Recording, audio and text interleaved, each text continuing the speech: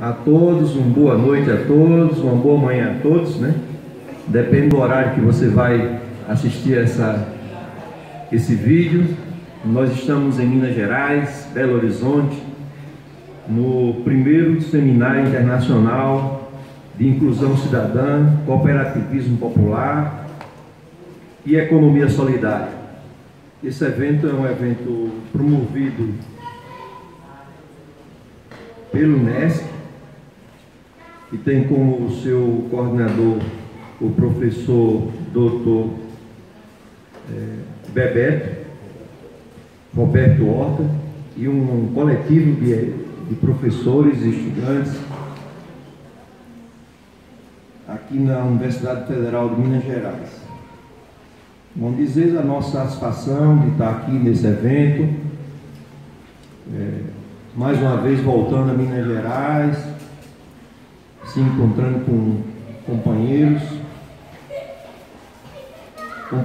que temos encontrado também na Paraíba, né, nos eventos que promovidos pelo Grupo GPES, pela Incubadora Popular e Solidária da Economia Solidária, de modo que é um prazer enorme estar aqui em Belo Horizonte, também encontrando com as companheiras cubanas, companheiros da Argentina e de outros países, os companheiros de outros estados. Bom, me pediram para falar um pouco sobre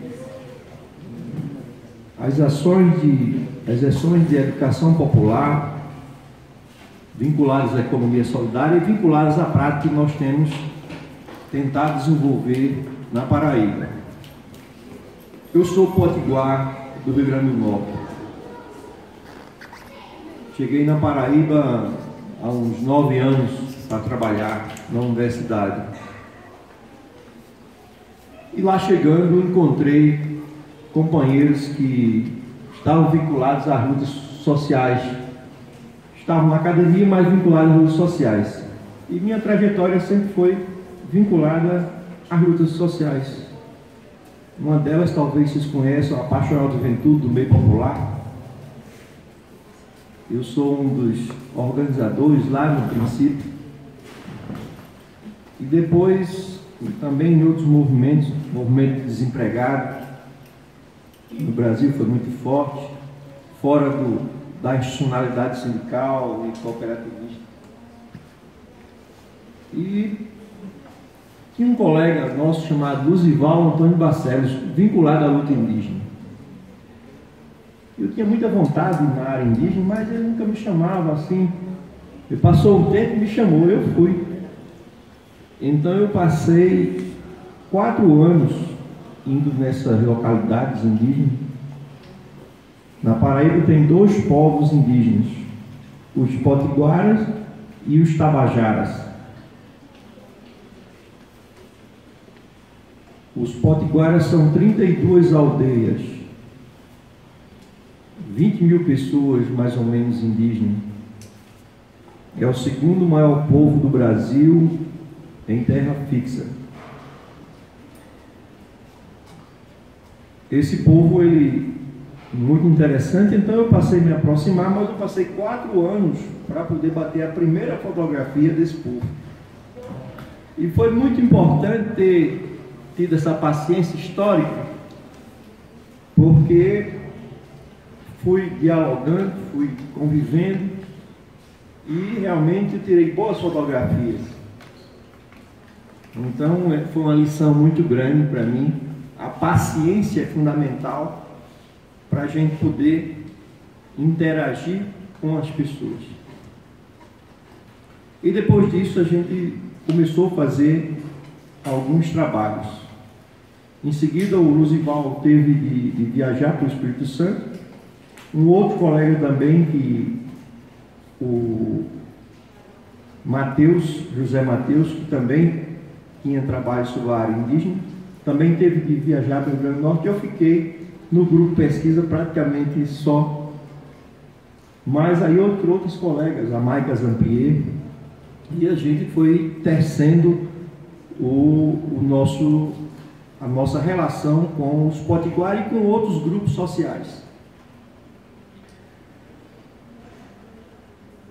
em termos de metodologia, que é o que interessa nessa discussão. Então a gente foi aportando a nossa ação a partir de um teórico pernambucano, nordestino brasileiro, chamado Paulo Freire. Paulo Freire, ele estabeleceu em um coletivo, ele foi convidado para ir fazer educação no Rio Grande do Norte, na cidade de Angicos. Como ele era do movimento social universitário, antes ele passou na Universidade Federal do Rio Grande do Norte, encontrou alguns colegas e algumas colegas e entraram numa Kombi e foram para Angicos.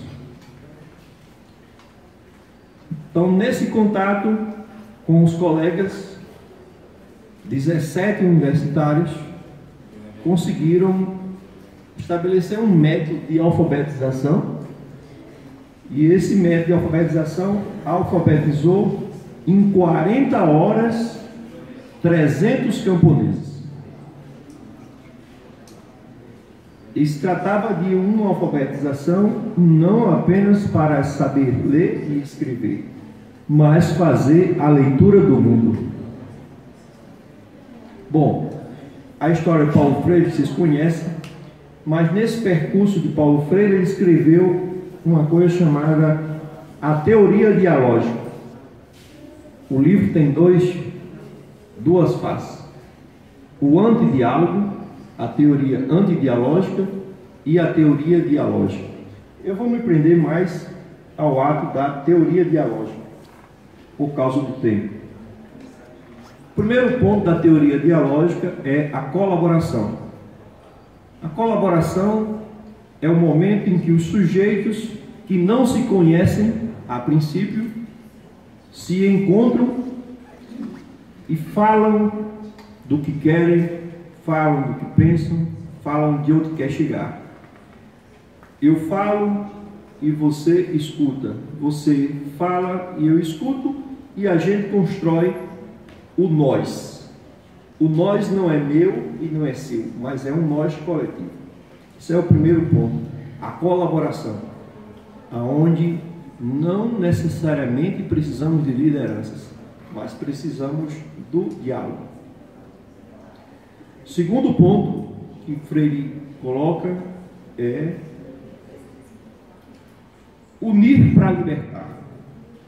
Os sujeitos se encontram com o objetivo de se unir para libertar. Libertar de uma lei, libertar do patrão, libertar do sindicato pelego, libertar do DCE, da organização estudantil que não avança, libertar da falta de comida, libertar da falta de emprego. Portanto, libertações. Os sujeitos são chamados a se unir para poder se libertar. Esse é o segundo ponto. Terceiro ponto importante, a colaboração. A organização. A organização, os sujeitos precisam implementar para poder conseguir seus objetivos. E essa organização, ela não pode se moldar necessariamente pelas formas tradicionais. Em algum momento a forma tradicional é válida, mas os sujeitos definem a forma de organização. Essa forma de organização, ela impulsiona os sujeitos para as suas perspectivas. Então esse é mais um ponto.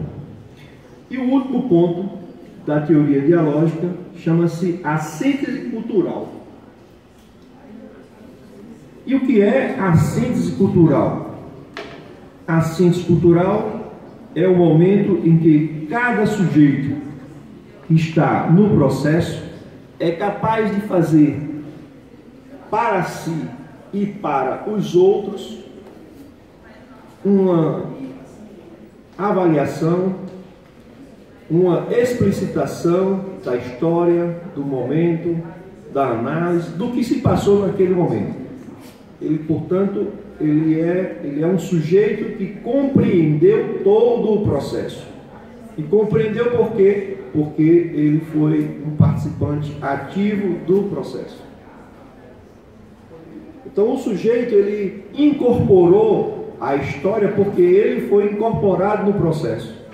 E ele externalizou porque ele teve a capacidade de incorporar.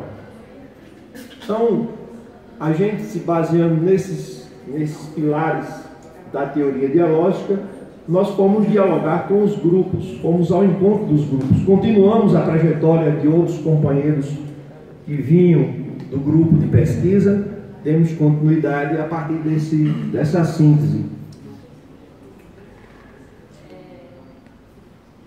E nesse processo nós fomos então, um primeiro momento, nós passamos um tempo largo conversando, visitando as comunidades, conversando com os caciques, com os pajés e com os indígenas, sem pressa. Eu acho que um dos problemas nossos é a pressa. É a falta de escuta. Porque o outro quer ser escutado. O outro quer escutar de você a sua palavra. Ele não quer que você chegue e vá embora. Ele quer escutar você. Mas também quer ser escutado. Né? Portanto, os sujeitos, eles são íntegros. Agora, os métodos e as metodologias é que não são íntegros. Mas os sujeitos, as pessoas são integrais.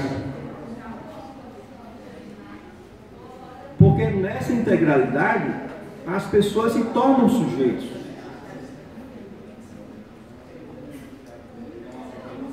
E então, eu muito preocupado com isso, fui me lembrar das aulas que eu tive na graduação. E uma certa vez, uma professora por nome de Jacira Gundim,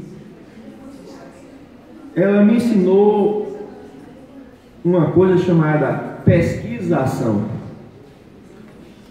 Então, já tinha terminado meu doutorado, mas, né, eu digo, como é que nós vamos fazer? Eu sou pesquisador, não sou indígena, né, sou branco, literalmente branco. Como é que eu vou ser aceito com essas pessoas? Então, a gente começou a fazer projetos e nossa universidade tem muitos indígenas, né, tem muitos indígenas, jovens que estão fazendo pedagogia, ciência da computação, sistema de informação, ecologia, contabilidade, antropologia, um conjunto de cursos, né? Inclusive, nós temos aqui Felipe Luan, que é indígena potiguara, daqui a pouquinho vai falar um pouquinho para você, e Daniel Davis, que é do sertão, lá de Piancó, também vai falar um pouco. Então, nesse processo, a gente foi estar trabalhando com a pesquisação como uma maneira de empoderar as pessoas, de fazer com que as pessoas pudessem compreender o processo. A pesquisação nasceu em torno de 1940. Por que a pesquisação nasceu? Porque os pesquisadores iam a campo, coletavam os dados e, ao mesmo tempo, faziam suas teses, seus artigos, e as pessoas continuavam sendo pessoas sugadas de informação. Então, a pesquisação veio como uma maneira das pessoas envolvidas no processo saberem dos médicos, conhecerem os médicos, e na medida que no processo os produtos fossem gerados, essas pessoas se apropriam, mesmo que os produtos final não estejam acabados, mas ela vai aos poucos se apropriando daquele produto e vai fazendo uso, que o pesquisador só vai fazer uso final, mas ela pode fazer uso no processo. Então, foi muito importante utilizar a pesquisação, porque ela empodera os sujeitos a agirem no processo, e não apenas o pesquisador. Então, a gente faz essa recomendação, né? Por quê? Foi interessante usar ela, porque a gente pôde também perceber a existência de uma pedagogia entre os indígenas. E essa pedagogia nós denominamos de etnoeducação. Como é que os indígenas aprendem? E lá tem 22 escolas indígenas. Como é que os indígenas aprendem? Aprendem no ensino formal? Aprendem.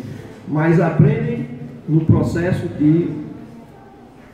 cultural. Eles têm uma dança chamada toré, onde se reúnem em círculo, dançam, cantam e entram em contato com seus ancestrais, muitos deles. Isso para festejar a colheita, isso para festejar o final do ano, mas isso também para reunir forças na luta. Então, foi muito interessante trabalhar essa pedagogia para a gente saber, conhecer um pouco a formulação dos saberes potiguara. E eles demonstraram muito bem. Nós aqui aprendemos com os troncos velhos. O que são os troncos velhos? São as pessoas mais antigas, as pessoas que já passaram por muitas experiências. Pode ser o pajé, pode ser o cacique, mas pode ser o ancião, que trazem as informações do passado e atualizam as gerações presentes. E nós construímos um livrozinho sobre isso. Então, isso está escrito, é muito interessante. Um segundo aspecto que eu gostaria de chamar a atenção é que a economia solidária, a metodologia da economia solidária, ela possui um vínculo com o grupo, com o interesse final do grupo, com a vocação que a região tem. Não adianta ter uma metodologia, por mais sofisticada que seja, que não leve em consideração o grupo, as condições de compreensão metodológica. Se o sujeito não compreende a metodologia, certamente ele não vai compreender, ele não vai conseguir dar tudo de si para conquistar os seus objetivos. E eu estou falando a partir da academia e também a partir de uma incubadora que trabalha com empreendimentos. Porque seria muito fácil chegar nos indígenas e identificar a vocação econômica. Esse é um primeiro passo.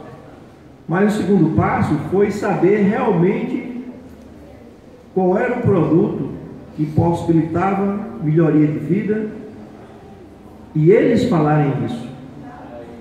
Então, um dos produtos foi o artesanato indígena. E depois uma outra questão foi quais são as forças que temos enquanto incubadora para apoiar os grupos. Porque se tinha 32 aldeias, as nossas forças não davam para atender 32 aldeias. Então elegemos aí 6.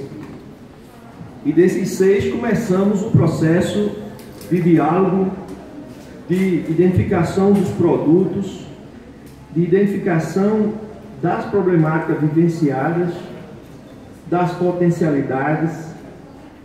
E a partir disso, nós começamos a gerar com eles uma maneira de apresentar os produtos, uma maneira de identificar os produtos. Os produtos artesanais indígenas voam para o mundo, saem para o mundo todo, potiguara. Eles estão espalhados no Brasil, então uma forma de renda é mandar os produtos para São Paulo, para Minas, e aqui eles vendem e retornam a renda para lá. Mas eles chegam aqui, chegam em São Paulo e em outros lugares sem nenhuma identificação. Então todo um diálogo para o processo de identificação dos produtos, produtos de boa qualidade. Mas o diálogo foi fundamental para eles compreenderem que que os produtos precisavam de identificação. Por quê? Porque outros grupos já tentaram esse mesmo sistema com eles e eles não colocaram as etiquetas nos produtos. Por quê? Porque os outros, antes de nós, chegaram lá com etiquetas prontas, com logomarcas prontas, sem nenhum diálogo com eles. E os estudantes da universidade, lá da Economia Solidária, da base de pesquisa, foram aos locais indígenas e com eles identificaram os traços indígenas. E a partir da identificação dos traços indígenas geraram uma logomarca potiguara a partir dos traços deles. Isso é uma coisa do outro mundo? Pode ser. Mas é uma coisa fundamental para as coisas avançarem. Tá certo? Um outro ponto importante são os instrumentos que nós construímos. Quer dizer, esses instrumentos, eles podem ser questionadores, podem levar as pessoas a pensarem, podem levar as pessoas a montar estratégias, mas esses instrumentos, eles precisam serem assimilados pelas pessoas. A metodologia precisa ser assimilada pelas pessoas, porque senão a metodologia não vai passar de uma animação. A animação o que é? A animação é o momento que você fica alegre, fica contente, fica entrosado, mas ela passa. Ela não se torna método. O método é algo que as pessoas incorporam como algo que pode virar um hábito. A reprodução sem se perceber que está fazendo. Isso é um hábito. É uma estrutura estruturada, estruturante. Aí já dizia Bourdieu. Algo que faz com que as pessoas compreendam a lógica da prática. Porque, do contrário, a prática vai se dar somente como animação. E no momento em que a prática se dá como exercício pensado, então está incorporado e então está externalizado.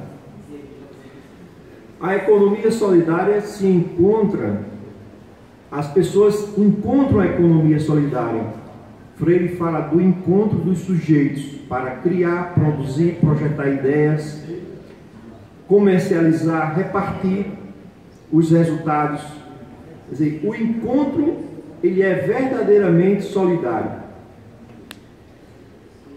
Dizia alguém, a gente precisa ter ocupação, produção, comercialização e renda. A metodologia da economia solidária precisa levar as pessoas a entender cada etapa dessa. Mesmo que ela não vá se ocupar com a comercialização, mas ela precisa entender que o produto gira, que o produto faz a circulação, e qual é a maneira que o produto faz a circulação, mesmo que ela não esteja na comercialização. Ela esteja lá na criação do produto, no embelezamento do produto, mas ela precisa compreender.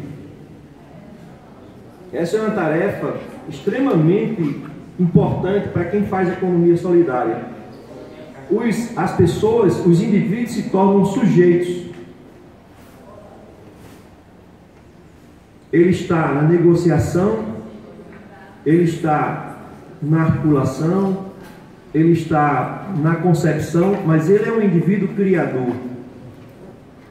E por ser criador, ele vai se empoderando na medida que o tempo passa e que ele vai acompanhando o processo. E é interessante que as pessoas da economia solidária muitas vezes nem falam de público quando chegam, mas começa com algo informal, falando da vida, falando do que estão sofrendo, do que estão passando, e aos poucos vai se entrosando nos grupos e às vezes essa pessoa se torna uma liderança. Paulo Freire chama a atenção da gente que a gente precisa ter o cuidado para trabalhar com lideranças naturais. Ele usa esse termo, liderança natural. E o que é uma liderança natural? São pessoas que emergem das organizações. Não precisa ser, não é alguém indicado por cima, por quem está montando as estratégias, mas ela emerge do coletivo. Isso ele chama de liderança natural. Essa liderança natural, ela é alguém que realmente representa o coletivo. É outra coisa importante. As representações, elas não podem ser de fachada. Essas representações de fachadas, elas sim ficam atrás das burocracias e se perpetuam nas burocracias como liderança. Isso, às vezes, numa crise, o movimento está fadado a não ter repercussão, o que a gente vê na conjuntura atual. Muitas vezes o movimento não tem as lideranças tradicionais. Por quê? Porque as lideranças deixaram de ser naturais, deixaram de ser emergentes, né?